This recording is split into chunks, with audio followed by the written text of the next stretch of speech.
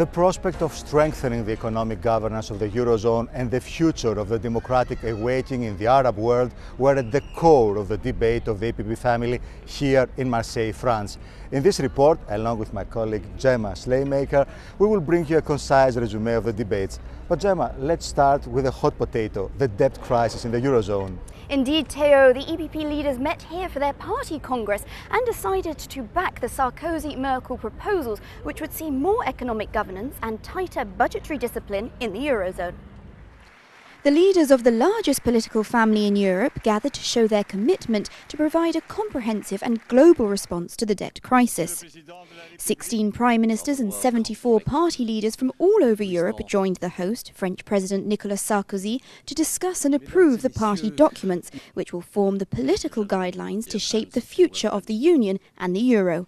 However, one aspect of the economic policy is economic growth and the defence and promotion of the social market economy, which is the landmark and political value of the EPP. We spoke to the EPP's Secretary-General, Antonio López Istúriz, who explained the documents and the resolutions adopted by the Congress. What we're trying to build is now the basis of a new Europe. It means a basis for new employment hopes for the people. We are caring for that. There is a real problem of employment all around Europe. There is a fantastic document produced by the French Minister of Labour, Xavier Bertrand, which has a very good social basis, which is also the belief of the European People's Party. We believe in the social market economy, and we are building over that. Talking about the Franco-German proposal to tighten controls on national budgetary policies, Mr. López Istúriz was clear that it's all about knowing what's going on in the national budgets. We want to have real good information about what's going on in the national economies. This is not an intervention. This is not an interventionist policy. It's just to have the real picture.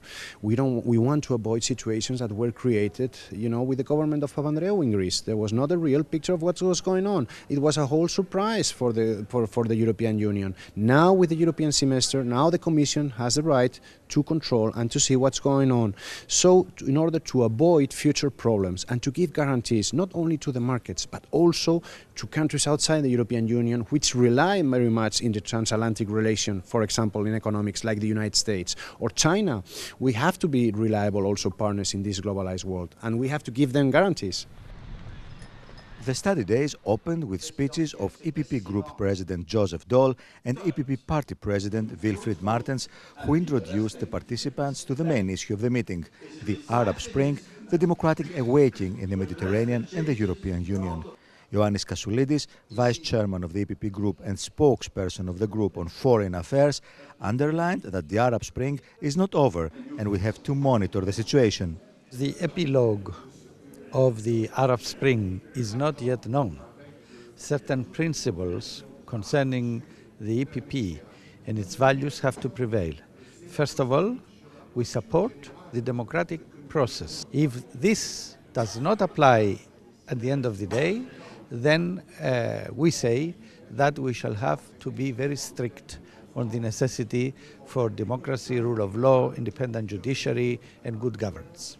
Secondly, we need to see through the Union for the Mediterranean how do we come in assistance of building the institutions of democracy. The danger of Islamism is still present, but according to Mr. Kassoulidis, a moderate version of Islamism should be respectful of democratic values. We shall have to see how they are going. How do they understand the compatibility between democracy and Islamist political ideology? If they remain within the democratic process, it's not alarming at all, it's fine. One of the prominent speakers in debate was the Secretary-General of the Union for Mediterranean, Youssef Amrani, who analyzed the situation in the Arab world and the action undertaken to foster stability and boost economic development in the region. Now we also want Europe to help, to support this democratic transition through this project, but also to other mechanisms and tools like financing the development of these countries. We have one big project called the desalinization of a plant in Gaza, in Palestine. This is one project. We have other projects containing the transport in the Maghreb region and railway transport. And we're working also on some maritime and solar. And the most important today is the solar energy. The decisions of the EPP Congress and the study days mark an important step forward in promoting solid economic governance in the European Union, and they will guide the policy making of the party and the group of the EPP in the European Parliament. And don't forget, for more information on our policies, please visit our website eppgroup.eu. Thank you for watching. See you again soon.